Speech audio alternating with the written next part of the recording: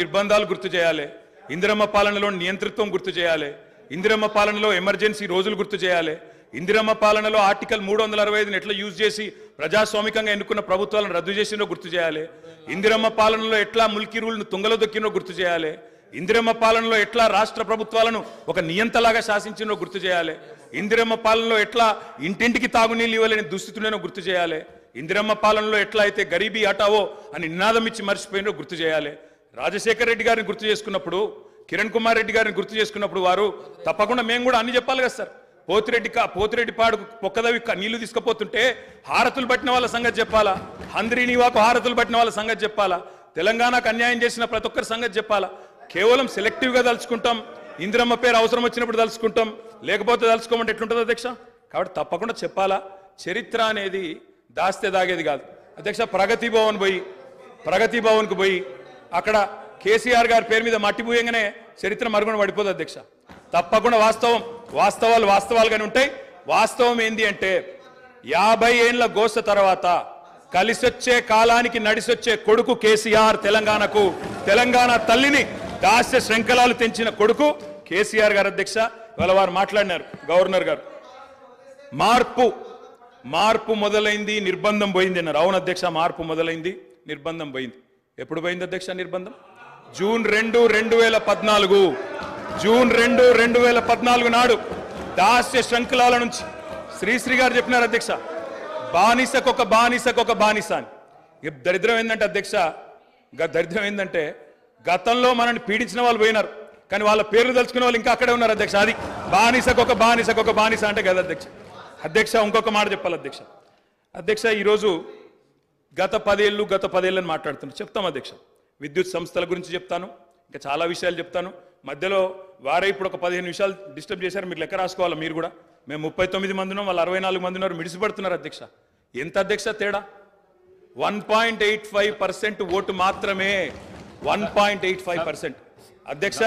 ఈ రకమైన మిడిసిపాటు మంచిది కాదు. గౌరవ కేటీఆర్ గారు, సబ్జెక్ట్ డీవియేషన్ కాకుండా నేనేం అవ్వలేదు సార్, ఆయన చెప్పిన దానికే చెప్తున్నా. మిమ్మల్ని అక్కడ కూర్చోబెట్టారు అంటే చెప్తున్నా అధ్యక్ష. ఎక్కువ తేడా ఏం లేదు సార్, మిడిసిపాటు వద్దని చెప్తున్నా సార్. అధ్యక్ష, నీళ్లు, నిధులు, నియామకాలు, ఇది మా ఉద్యమ నినాదం. దాన్నే అధ్యక్ష వారు సమాధానం ఎట్లా చెప్తారు చెప్పండి సార్. సమాధానం ఎట్లా చెప్తారు? Leader of the house.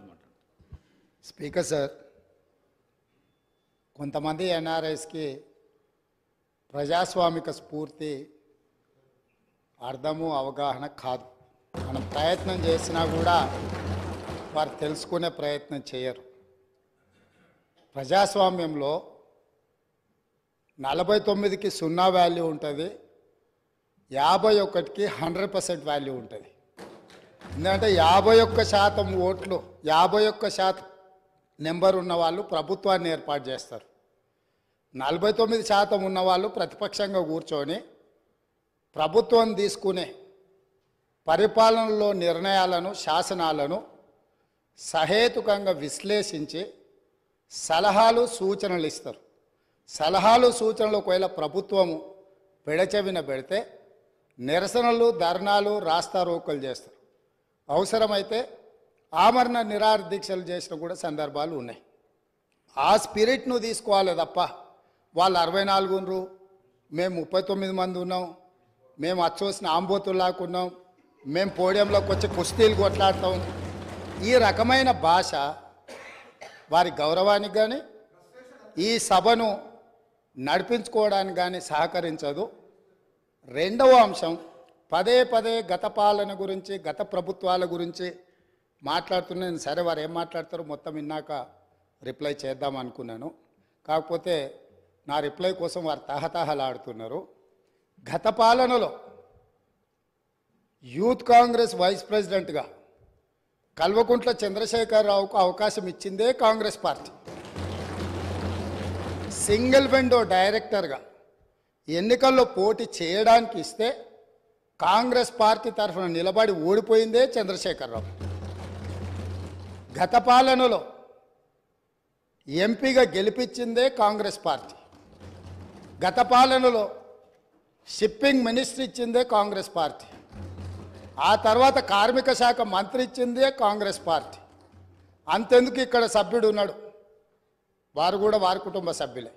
MLA కాకుండానే మంత్రిని చేసి తర్వాత ఎమ్మెల్యేగా ఎన్నిక చేయడానికి సహకరించిందే కాంగ్రెస్ పార్టీ. ఈరోజు వాళ్ళు ఏ పేరైతే వినోద్ అనుకుంటున్నారో ఆ రాజశేఖర రెడ్డి గారే ఆ మంత్రివర్గంలోనే గత ఆర్థిక శాఖ మంత్రి సిద్దిపేట ఎమ్మెల్యే గారు ఎమ్మెల్యే పదవి లేకుండా మంత్రిగా ప్రమాణ స్వీకారం చేసిండ్రు. రాజశేఖర రెడ్డి గారి నాయకత్వమే దేశానికి బలమైన నాయకత్వం అని అందులో పనిచేసిండ్రు. మూడవది పోతిరెడ్డిపాడు పొక్క పెద్దది చేసినప్పుడు కీర్తిశేషులు నాయన్ నరసింహారెడ్డి గారు కడప జిల్లా ఇన్ఛార్జ్ మినిస్టర్. ఆ రోజు కొట్లాడింది పోతిరెడ్డిపాడు మీద కీర్తిశేషులు పి జనార్దన్ రెడ్డి గారు. పోతిరెడ్డిపాడు పొక్క పెద్దది చేసినప్పుడు ఇక్కడ ఉన్నోళ్ళు ఎవరు ప్రాణత్యాగాలు చేస్తామని ఎవరు కొట్లాడలే, ఎవరు మాట్లాడలే. సొంత పార్టీ సొంత ప్రభుత్వం ఉన్న తెలంగాణ ప్రజల హక్కులను భంగం కలిగించొద్దు, కృష్ణానది జలాలలో మా వాటా మాకు ఉండాలి, మా వాటాను ఎవరు తీసుకెళ్ళినా మేము ఒప్పుకోము అని కొట్లాడింది ఆనాటి నాయకుడు పి జనార్దన్ రెడ్డి గారు మాట్లాడిండ్రు తప్ప వీళ్ళు కాదు. కాబట్టి ఈరోజు వీళ్ళందరూ ఏ పాలకుల గురించి మాట్లాడుతున్నారు, ఆ పాలకులు ఇప్పుడు మాట్లాడుతున్న పెద్దలు ఎట్లెమ్మెల్యేనరు? వాళ్ళ తండ్రి గారి గురువైన చంద్రబాబు నాయుడు గారి పార్టీతో పొత్తు పెట్టుకుంటే ఆ పార్టీ మద్దతుతో ఆ కడువ కప్పుకొని సిరిసిల్లలో కష్టపడి పనిచేసి నిర్మించుకున్న చీమలు పెట్టిన పుట్టలో పాములు దూరినట్టు కేకే మహేందర్ రెడ్డి అక్కడ పార్టీని నిర్మించుకొని తెలంగాణ ఉద్యమంలో పాల్గొని తెలంగాణ ఉద్యమంలో ముందు భాగం నుండి నిలబడి కొట్లాడితే ఎన్ఆర్ఐ అంటే నాన్ రిలయబుల్ ఇండియన్ కింద మేనేజ్మెంట్ కోటాలో ఇక్కడికి వచ్చి టికెట్ తీసుకొని అక్కడ ఆ కేకే మహేందర్ రెడ్డి గారిని అన్యాయం చేసి ఈరోజు ఇక్కడికి వచ్చిండ్రు. కాబట్టి ఈరోజు గతం గురించి అధ్యక్ష ఒకవేళ మా మిత్రులకు ఒకవేళ వాళ్ళకు అంతగా గతం గురించి చర్చించాలనే ఆలోచన ఉంటే ఒకరోజు మొత్తం తమరు సమయం ఇవ్వండి.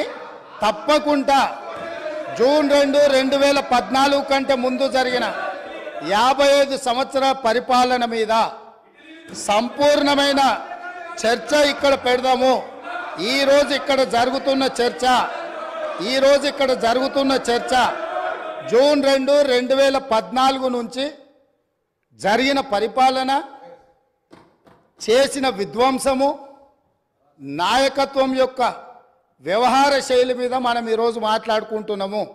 కాబట్టి వారికి గతం గురించి చర్చించాలనే కోరిక ఉంటే మాకు ఎలాంటి అభ్యంతరం లేదు. గతంలో జరిగిన పరిపాలనలో ఇక్కడున్న వాళ్ళకి చాలామందికి పాత్ర లేకపోవచ్చు, కానీ అక్కడున్న వాళ్ళకు చాలామందికి పాత్ర ఉంది. ప్రత్యక్షంగా మంత్రులు చేసిండ్రు. అక్కడున్న నాగేందర్ గారు, ఆ పక్కనున్న శ్రీనివాస్ యాదవ్ గారు, ఆ పక్కనున్న హరీష్ రావు గారు, అక్కడున్న కడియం శ్రీహరి గారు, ఆ పక్కనున్న పోచారం శ్రీనివాసరెడ్డి గారు, ఆ పక్కనున్న గంగుల కమలాకర్ గారు, అన్ని పేర్లు మొత్తం అన్ని లిస్టు చదువుతా. వీళ్ళందరూ కూడా ఈరోజు వారు ఏదైతే పాపాలు జరిగినాయి అంటుండ్రో ఆ పాపాలలో సంపూర్ణమైన భాగస్వామ్యం వాళ్ళదే ఉన్నది. వరంగల్ ప్రాంతంలో జరిగిన ఎన్కౌంటర్లకు ఎవరి కారణమని చర్చ ఉంది అధ్యక్ష? ఈరోజు వారే మాట్లాడుతున్నారు. ఏమని గవర్నర్ ప్రసంగంలో మొత్తం కాంగ్రెస్ పార్టీ మేనిఫెస్టోనే పొందుపరిచిండ్రని చాలా సీనియర్గా పనిచేసిండ్రు మంత్రులుగా. గవర్నర్ గారి ప్రసంగము పార్టీ యొక్క ఎన్నికల మేనిఫెస్టోను మంత్రివర్గంలో చర్చించి మా ప్రభుత్వం యొక్క భవిష్యత్ కార్యాచరణను మంత్రివర్గం ఆమోదం చేసిన తర్వాతనే గవర్నర్ గారు ప్రసంగిస్తారు.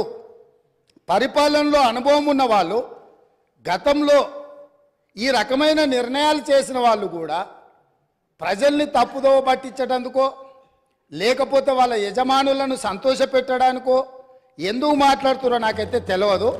నేను సభ్యుడికి సూచన చేస్తున్నా. నేను చాలా విషయాలు ప్రస్తావించిన, తప్పకుండా సావధానంగా 5 సంవత్సరాలు సమయం ఉంది. సంపూర్ణంగా ఎక్స్రే తీసినట్టుగా ఎక్కడెక్కడ ఏమేమి ఉన్నాయో అన్నిటిని వివరిస్తాం.